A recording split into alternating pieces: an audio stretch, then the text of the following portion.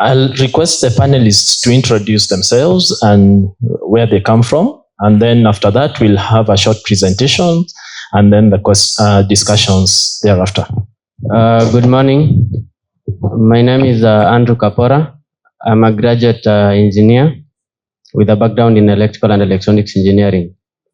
Currently, I work at Calcare Services as a technical support.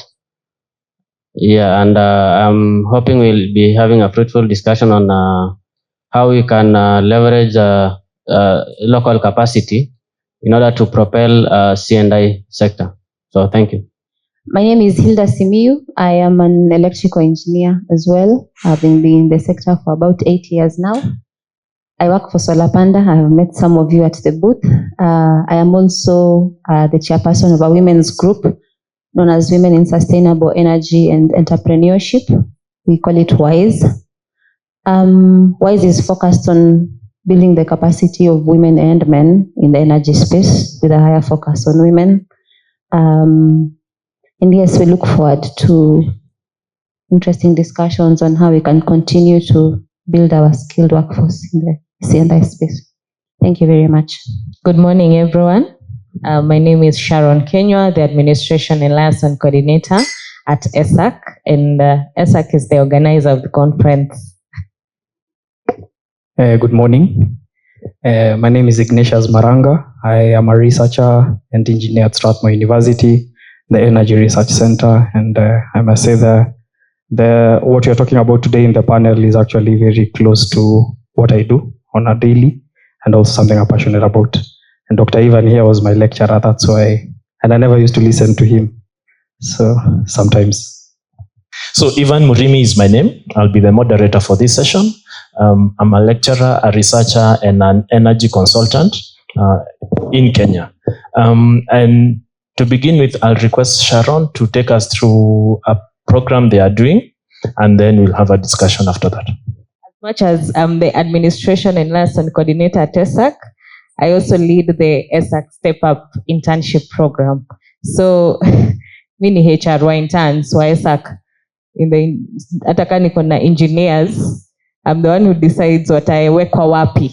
Yes, in our member companies. So I'm going to do a presentation. So it's a matter of the captive generation energy landscape. So of course, Africa has the world's highest renewable energy potential. And Kenya is leading in the East African renewable energy potential too. And there's been so much investment in the off-grid and mini-grid systems in Africa. So the key markets in C&I, so we're seeing Kenya and the rest of East Africa, Uganda and Tanzania following back in matters of the captive power generation. And in Kenya, there has been a significant growth. So last we did a study as Esak, and there in 2022, where the installation was 400 megawatts, and right now it's 600 megawatts by 2025. So there's a significant growth in the C&I sector. And most importantly, just as the DG said yesterday, it's because of the grid reliability issues. And yesterday the DG said that because of EPRA being highly supportive of the C&I sector growth, it has really helped because there has been a low margin reserve in matters of the grid. So right now, because of captive power, we are not yet experiencing that load shedding. Yeah, for Nigeria, there's a shift from captive to captive power solar and gas, but they also rely on the diesel generator use. South Africa, because of the much load shedding that we got to see, so right now you're seeing that they've got a lot of C&I projects. That is solar, wind, and apparently even bigger than 100 megawatts projects in wind, which is captive power. And even most of our guys are not just doing captive power in Kenya as ESAC members, they're also doing in other countries such as South Africa, Nigeria. Yes. So basically you'll find some of our ESAC members in those countries. We are also seeing mining sector embracing captive power. So basically right now in DRC, a lot of the mining sector there, it's being powered by captive power. So the renewable energy capacity, there has been an annual growth of 7.6%, but basically as much it's growing, the skilled workforce is not as much. And right now the total expertise is at around 43%, which is still a low percentage at this point. The issue right now that is because of the skills gap, right now the quality of graduates, it's not that they are not experienced, but the practical experience itself. So that is the issue. And then a bit of practical mismatch between the academia and the industry. So that is why we're seeing a matter of skills gap and low percentage of the skills force. And then there are few opportunities for on-job skills. So basically, of course, these interns, the graduates, they want a place and they want to get the experience. So there are very few opportunities, and maybe even some don't know even where to start. So then you get to see that there's a high population growth rate of the people under 18, being 46%. And of course, as they continue growing, we'll be having more over 18. So basically, again, high unemployment rate, of which when by 2024 it was at 6.6%. So in the process of all that, so we want to see how we can be able to bridge that gap for the skills in the renewable energy sector. So number one, enhanced training programs.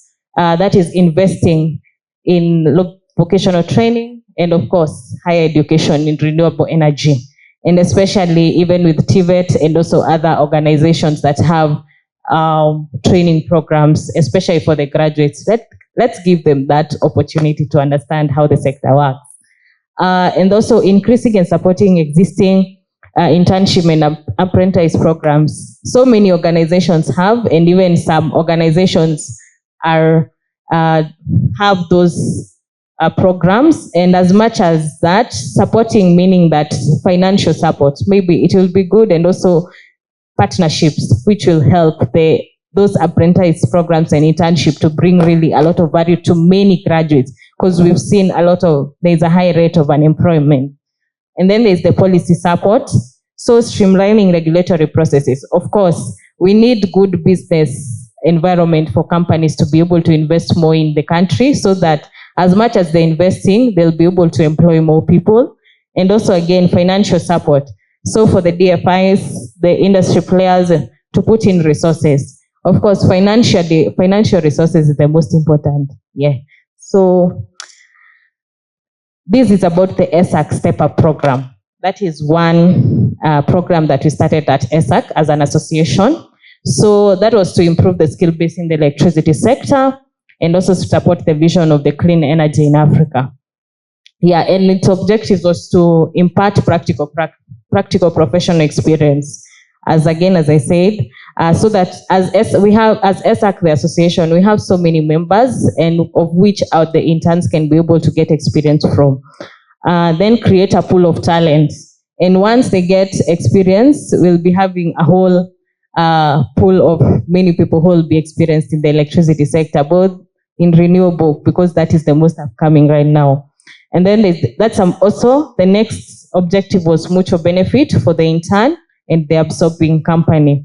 So of course, as much as you're giving that experience to the intern, even you as a company, you'll be able to get your projects done, and you'll have many hands on the projects. Yes, and then establish linkage between theory and practice. As I say, there's a mismatch, so basically we need to bridge that gap. And so when these interns get that opportunity, you're able to make them understand this is what happens in the industry. And even not just for the university graduates themselves, but we'll get there. Yeah, so for the targeted skills, it's in the energy sector, it's not just engineering. Most people understand electricity, it's engineering, just engineering. But of course, we have support services, which are project financing, project development, legal operations, ESG, of course, and human resource communications. We have to see for the communications part and the PR, maybe, we have to see how the companies are doing and what exactly they are doing even in communities. So we need a lot of coverage on all that.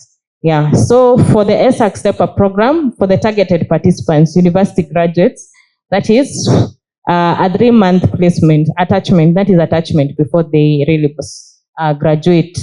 And then so that they can get exposure to work environment and they have confidence on their own job skills. So at least they'll have a part in their CV said they were able to work on this.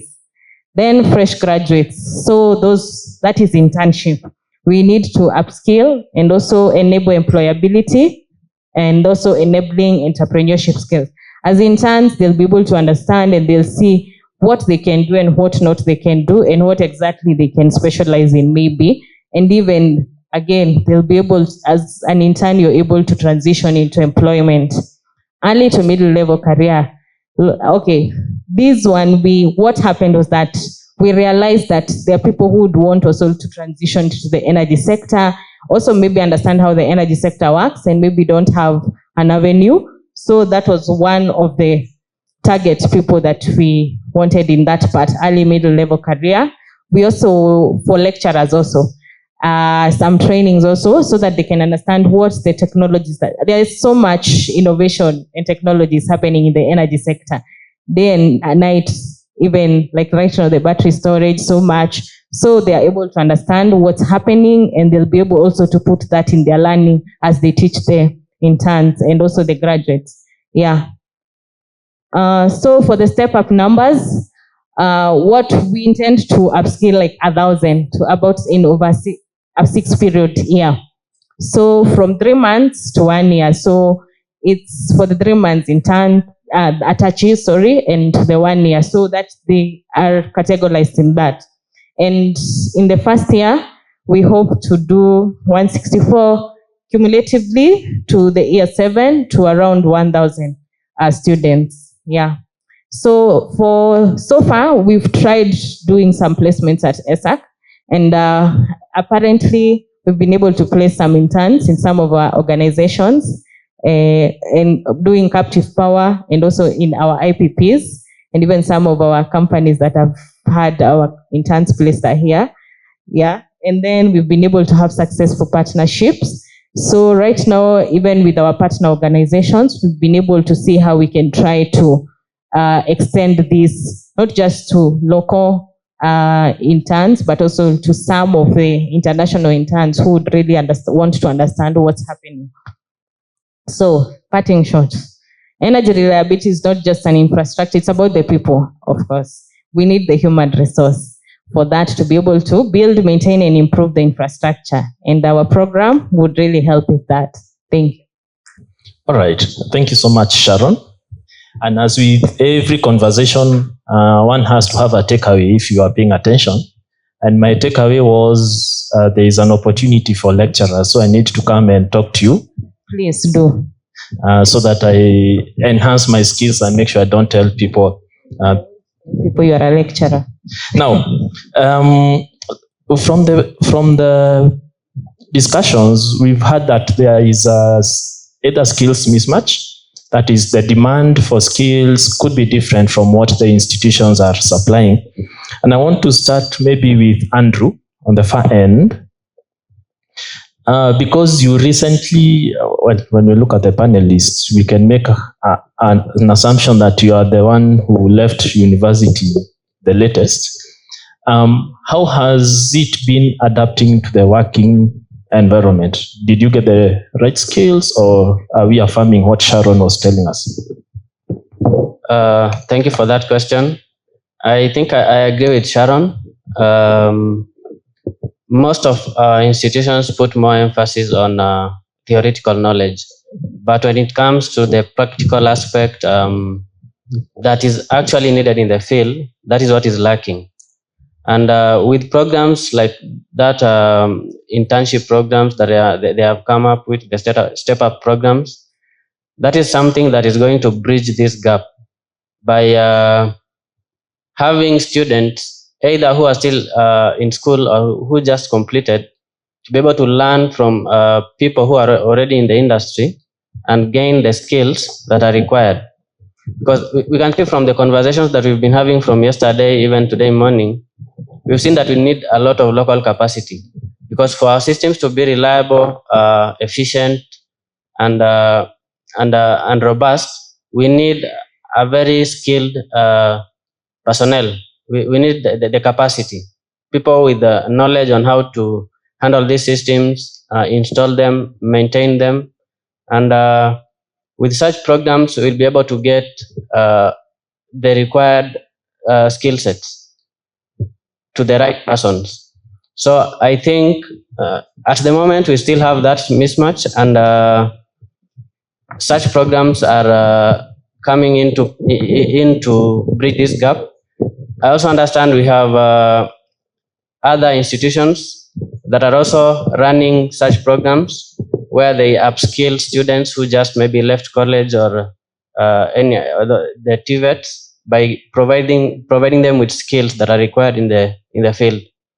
So I think that is something that is going to have an impact in the sector, and I think that is something commendable. Andrew says you are focusing more on theory. How are you then adapting as part of, say, the training institutions to move away from theory and inculcate practical knowledge to your students or your trainees?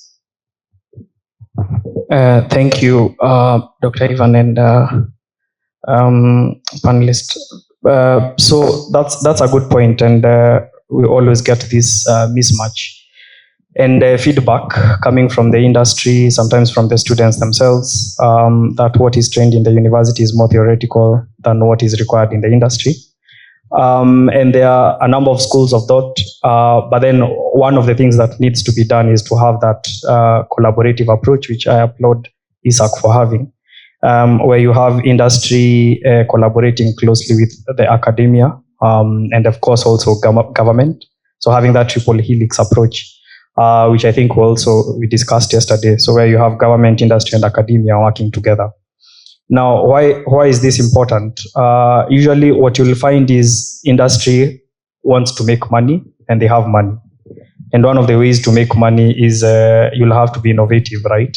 Then you have academia on this end where they spend all their time doing research, like what Dr. Ivan and I do, innovating, coming up with new approaches, which most times often end up in the shelves, but you don't want it to end up in the shelves. So it will be useful if you're doing it for industry. So you're helping industry innovate, right?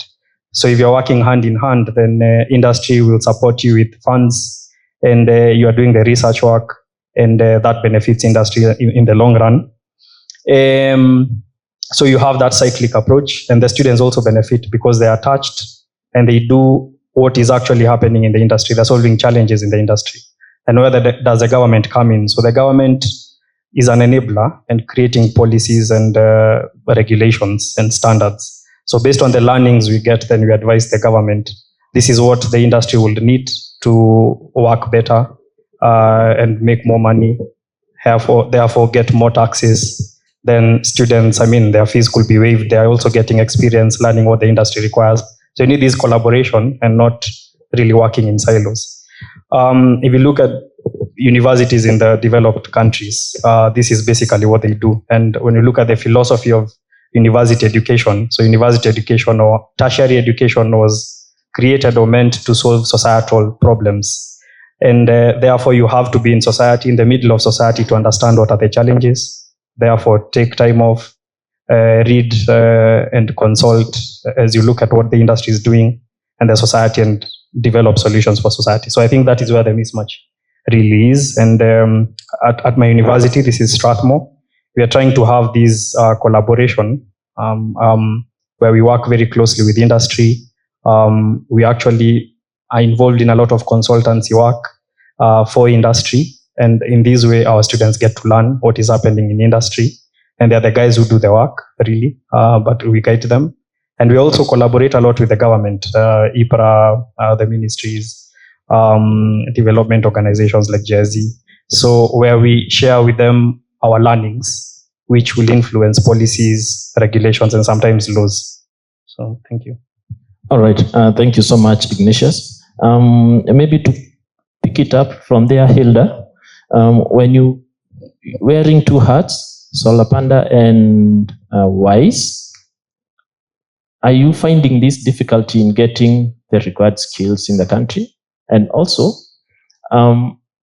what would be the role, especially for women? Looking at this could be like more of a technical space, where traditionally taken by men.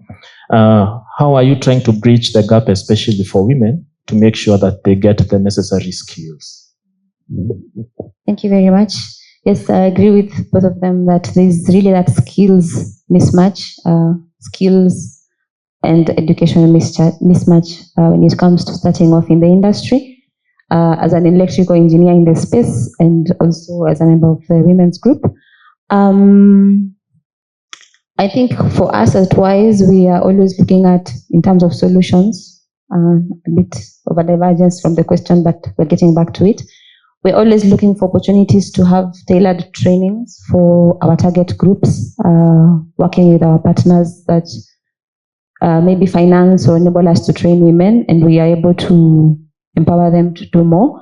But then again, diving into the main question about the participation of the women and the youth in the energy space, I think women still remain underrepresented, but are also an untapped talent pool that we can all take advantage of, even as we continue to consider our targets. I had someone say that we need at least 15,000 skilled workforce in the C&I space by, was it 2030 or 2045?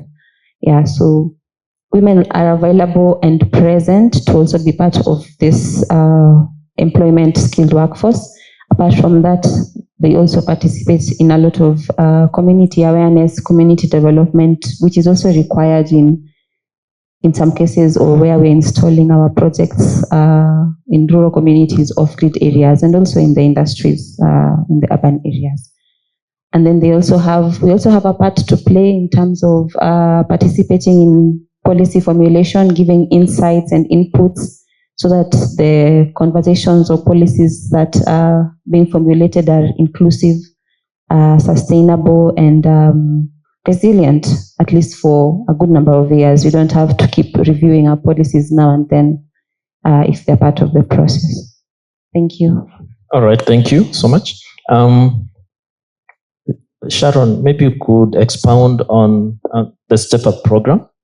And my interest is, how can industries plug in to assist you to bring in and maybe to bring in and support in the placement of, say, the graduates, the lecturers, the students, and also a follow-up. Are you partnering with local academic institutions and TVETs?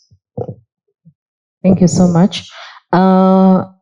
From our perspective as Esak, being an association of industry players, we saw it was a really important initiative, because even as we have so many technologies, like at Esak, all our members are in all the renewable energy space technologies, solar, hydro, wind, we even have geothermal. So, and basically, as my colleague said there, Andrew, the mismatch. So we ended up realizing that these interns do not understand where to start, all these graduates, and we really needed to be like a point of contact for them to be able to understand how they can be able to venture into this sector. So what we did was that with our member companies, we are able to understand their skill set that they want, and you'll find that our member companies, some have operational plans, others are still yet in development.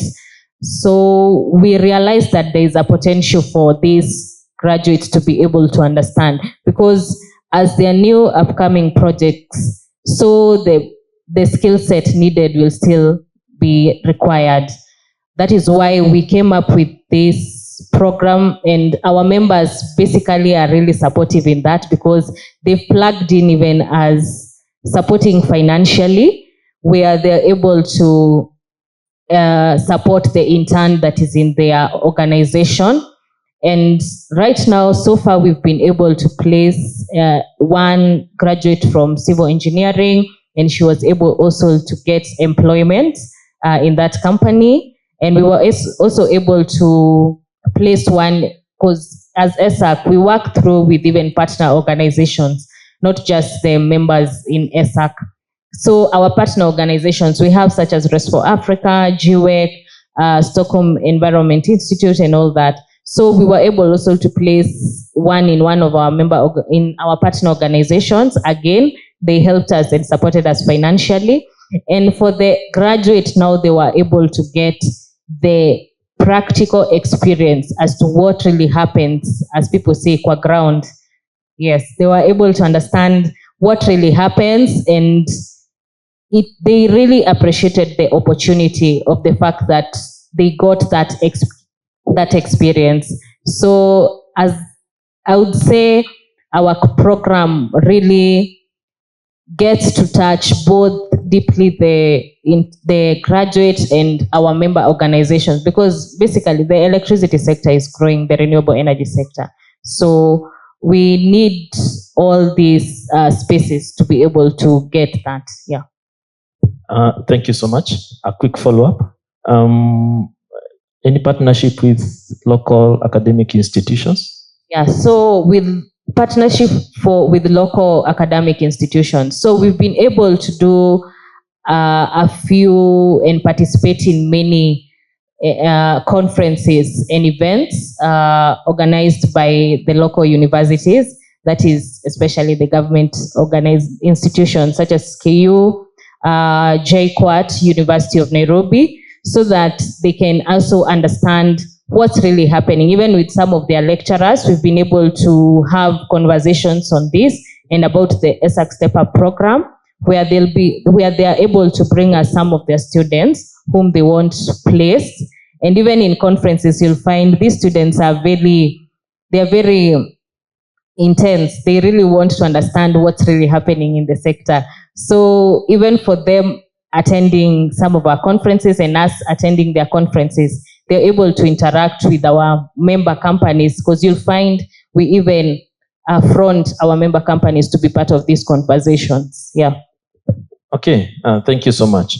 I'll take it back to Andrew.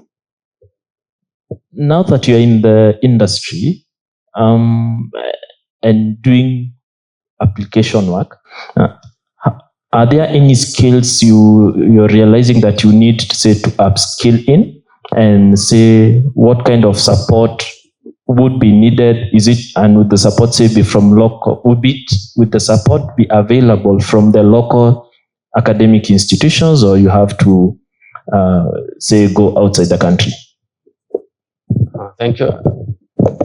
Yeah, I think we still have to do like upskilling even after coming out of school, because you find that most of these jobs, they require specific skills, which you maybe you can find them in schools. Like you need to go to maybe like Kenya Power training school, or even the program that is in Strathmore, where they are focusing on solar projects. So from there is where you can get these skills. I think there is need to have the government providing support in terms of having students who just left college, or maybe who are still in college, they can have ease of access to these trainings. So and also there is need to do more. There is going to schools and doing things like public participation. Yeah, I think that is something that can enable students to get to know what is needed in the field, and they can know which institutions or where to get these skills. Also, I think there has to be a collaboration between the industry and the academia, because these industries, they have the problems, but they need solutions. So with these problems, they can take them to the academia, because that is where they have the research and development They have the facilities where they can do research, come up with solutions, which they can be taken back to the industry and implemented. And yeah, we get solutions from there, and also innovations. Also, I think there is need to provide support to students, especially on their projects. You find that sometimes students have very good projects, very innovative, that try to solve a problem in the industry, but they don't have that support. So I think we need to provide these maybe financial support, yeah, so that they can be able to actualize their projects and solve a problem in the industry. All right. Thank you so much. A follow-up, maybe Hilda, you can assist us with this. Looking at the local engineers and technicians, how do you think we should equip them better, bearing in mind that we're in a very fast-moving world? Yesterday, when I was a student, my lecturers could not allow me to go to the library and research. Could not allow me to use a computer to research.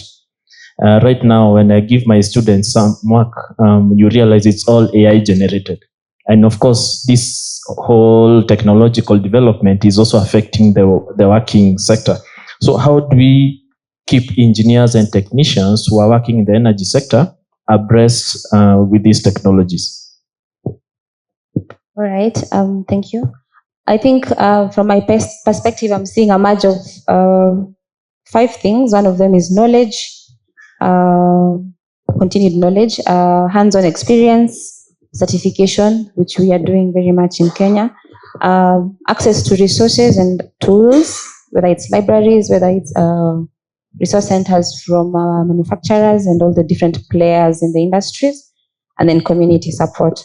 So when it comes to knowledge, there's need for continued specialized technical training. The good thing is we already have this from Kenya Power, from SAC, from WISE, and many other players in the industry who we are not able to mention today.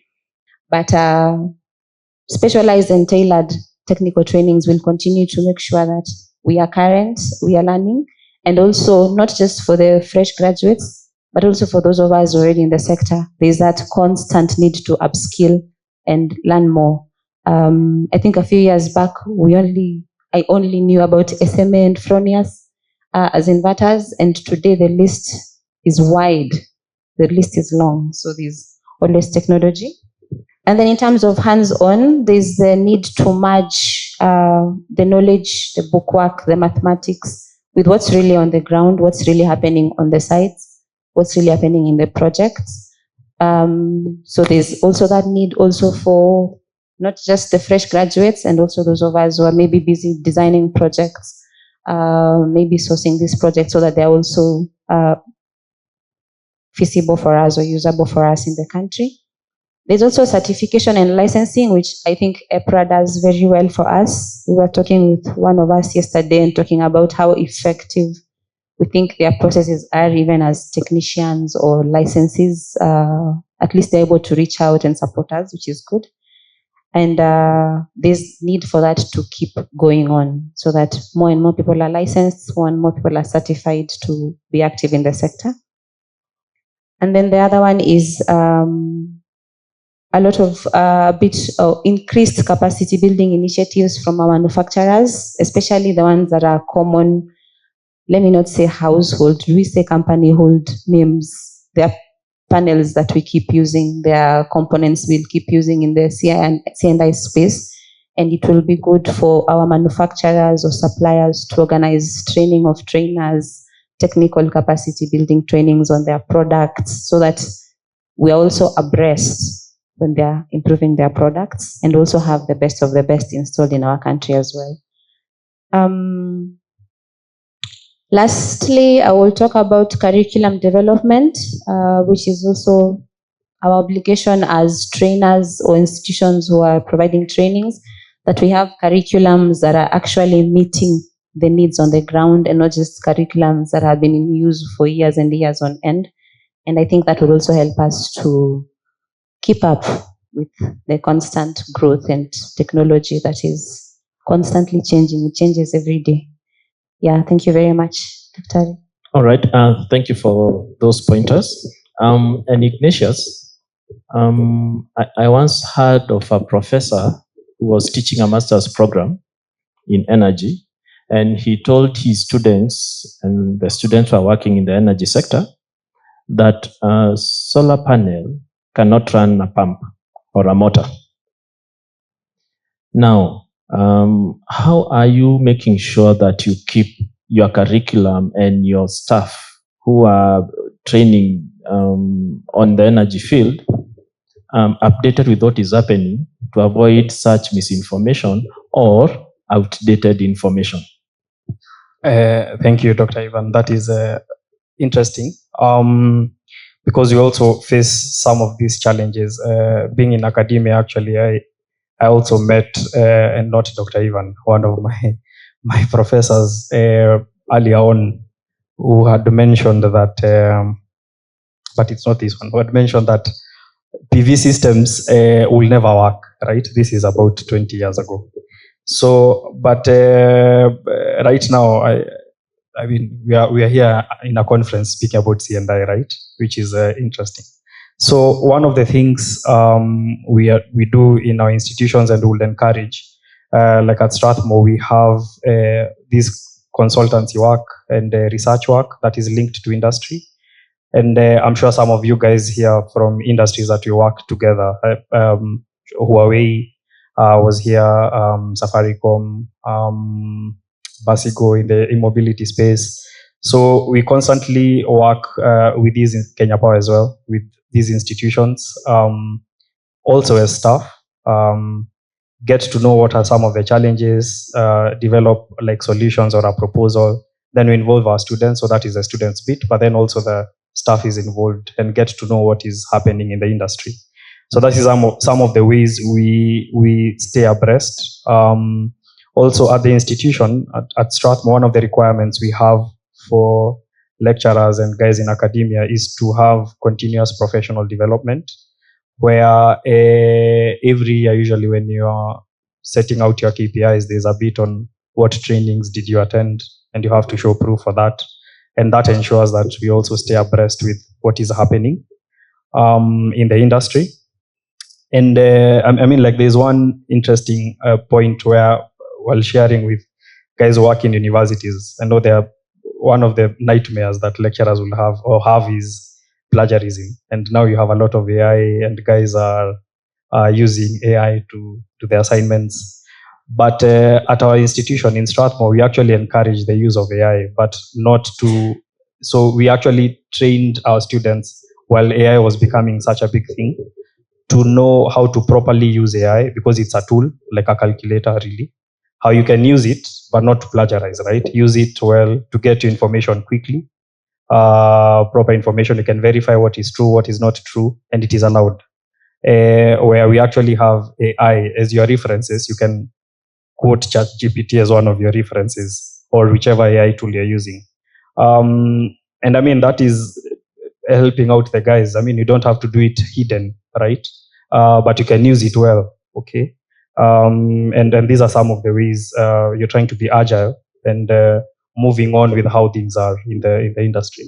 So we try to encourage that quite, I mean, with the staff, lecturers, and with the students. I mean, while also preparing some of material I use, I also use ChatGPT. I mean, it's not a secret, but I quote it. I don't use it. I don't plagiarize it, right? And I will use it. Some of the images I will use, or illustrations. I'm not a designer who is good in Adobe Illustration or whatever, but I can get to ChatGPT. It can draw that thing for me quickly, put it in my slides. I have not plagiarized anything, but I quote that it comes from it, right? So it's that bit of being agile, innovative, and getting to see how we can use these tools to support us, and also getting to learn and being like a child, basically. You want to know what is happening there. You don't know everything, but then there's always room for learning, usually. Yeah. All right. Thank you, Ignatius. What I'm understanding is you have to keep learning even if you're a professor. Now, Sharon, you find yourself in an interesting space. You have the members of the association who have, say, skills demand. And then you are realizing there is a gap, and that's why you're coming up with the Step Up program to try and help with, addressing this gap. Now, what are some of the recommendations you would give, say, Ignatius and myself, though now I'm the moderator, so we just say Ignatius, I'll just steal the ideas. What recommendations would you give, say, in the academic institutions so that we minimize this gap that is there? Yes, it's true. As an association, we are basically at the center of both the industry and the academia.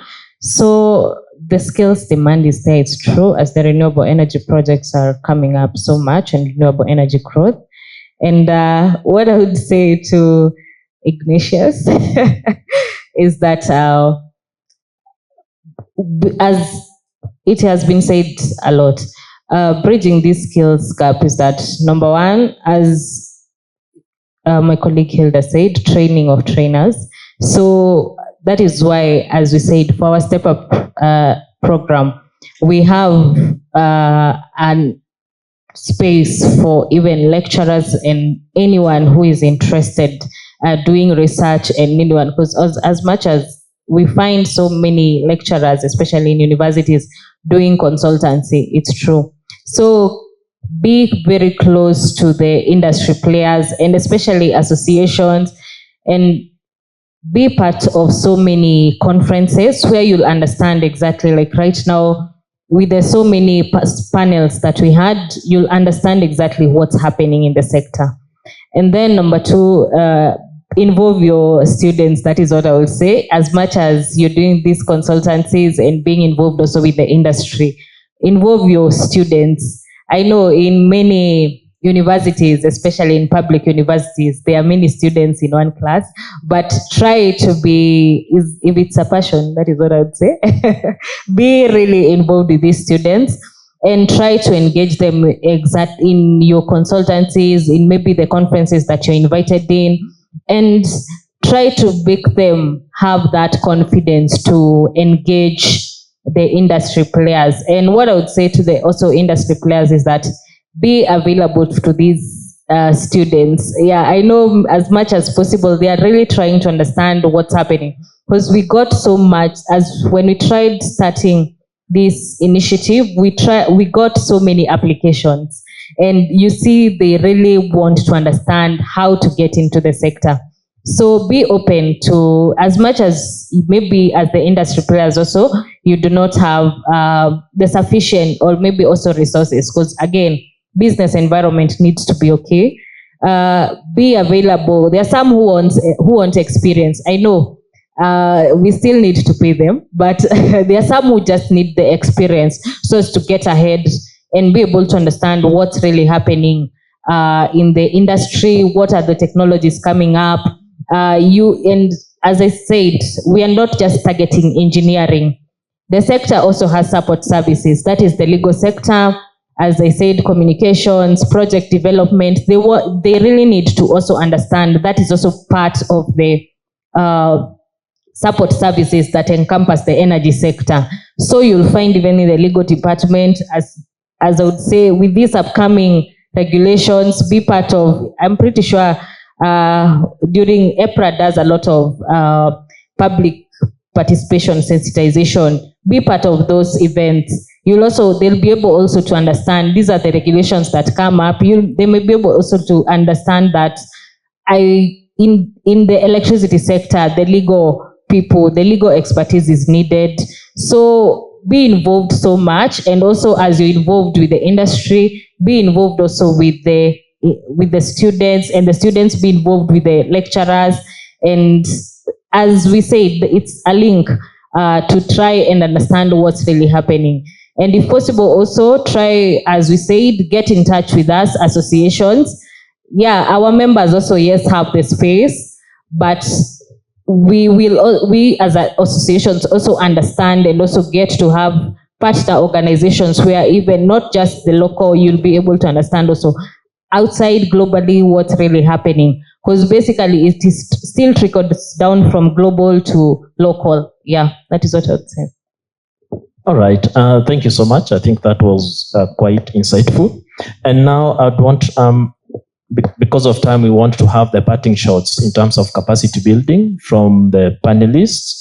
And maybe I could start from the farthest. Your parting shot. My parting shot will be, as we try to build reliable systems, systems that are robust, that are efficient, we need to focus on what skills are needed in the industry. And for young people like me, we need to do a lot of upskilling, reskilling. Even those who are already in the sector, they can still do upskilling so that they remain relevant in the industry. So that will be my parting shot. Thank you, Hilda. Thank you. I have two. The first one is that I want to talk about one of our programs at WISE and possibly get some internships. We have a cohort of 15 women who have recently completed their T1, T2, T3 training at WISE.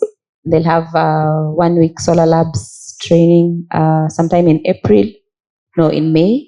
So we are looking for 15 internships for them. So if you have a slot where you work and you've not given it to Esak, or you have extra, remember WISE, you can look for me. Parting shot, I was talking to a friend, this is about upskilling, and they said if you are employed today by a new employer and they called you maybe 8 months later, you should not present the same CV. You should have added 1 new line, 1 new training, 1 new short course, just to keep adept or abreast with what's happening in the sector. Thank you very much. Okay, on my side is that as Esak, being the center of industry, academia, and anyone involved in the energy electricity sector, so to the industry players, we do understand sometimes business environment is not good, but the applications, as I said, we got, there's so much. So you'll find the students really want to understand what's happening.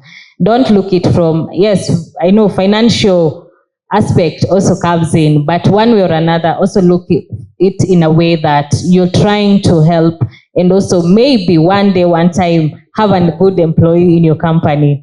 So have these opportunities for them. And I'm grateful to our member companies who are always ready to help out when I ask, and to the students coming to me.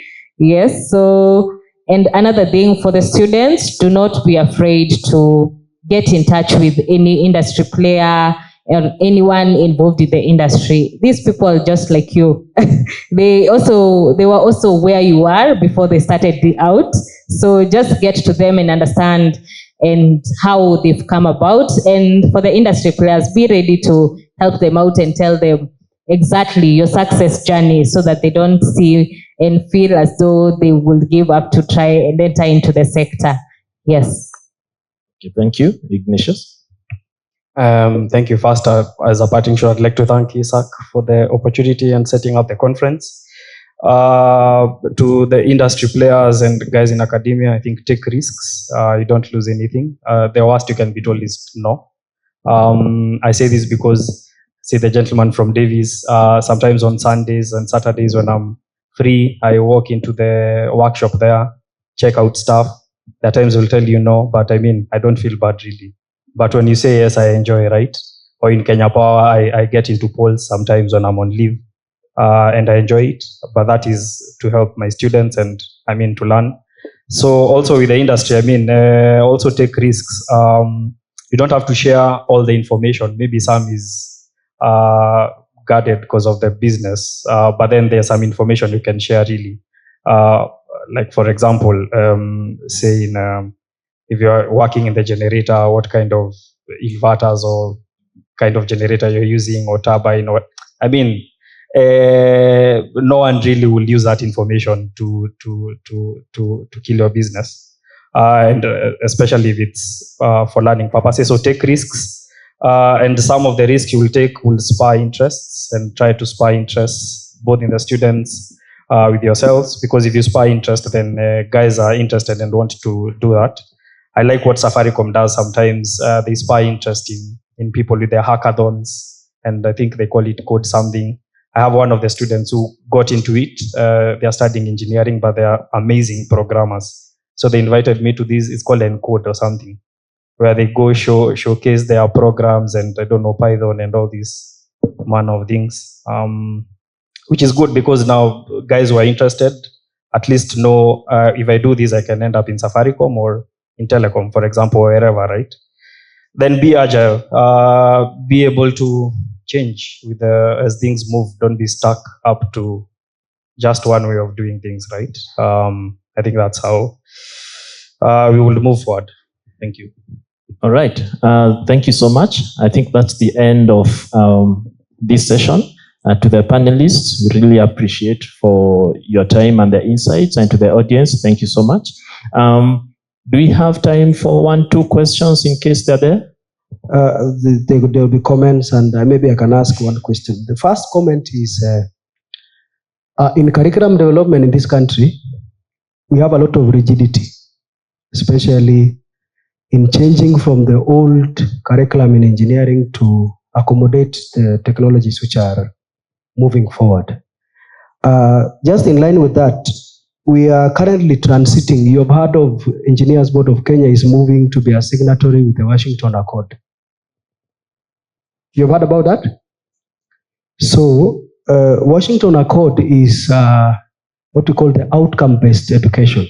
It's like this, you've heard of the CBC, is more practical-oriented. I think this is the best time for us who are in training to take some of these courses into the OBE program, because from 2029, the first people I think who will move to this program from this grade, I think grade 9, they will start this OBE program in the university. So I think this is the best time to sneak or work strongly. I think Esak can come out very strongly and work. Now we have Jomo Kenyatta University program of mechanical engineering. That one has been approved. And we have the electrical engineering from Strathmore. Yes, you are aware about that. So please work so that you can, we deal with this rigidity in the sector. And also, I find that true that even some of the old lecturers, we are very resist. They resist the renewable energy. They say solar cannot, solar cannot, solar cannot. What happens if we take or intentionally train these guys on T1, T2, T3, so that they can become experts in solar installation? Just target them as a group. They will appreciate more, especially when they're updating the curriculum. And I think we need to think like strongly, because I am not accusing our physics guys, but they are the ones holding on. They are the ones holding on this renewable energy. We engineers, we have decided to just become so fluid about it.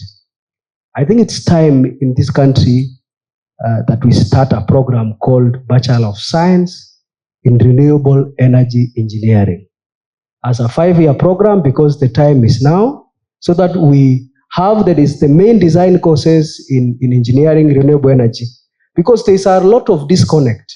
When you study physics, you will find that the talks are about renewable energy are done about the scientists, the talks. But when it comes to the business of the installation and deployment of renewable energy technologies, you will see engineers like Linda now coming in. So we just surface. But now, can we have a program that is intentionally designed? Because countries like Australia already have these programs. That's my input. I don't know about, they will look like questions or... Good morning. This is a comment and an observation. Martin Tembi, working in Strathmore University, Energy Research Center, program lead for the Climate Compatible Growth, which is a program that is run from the UK.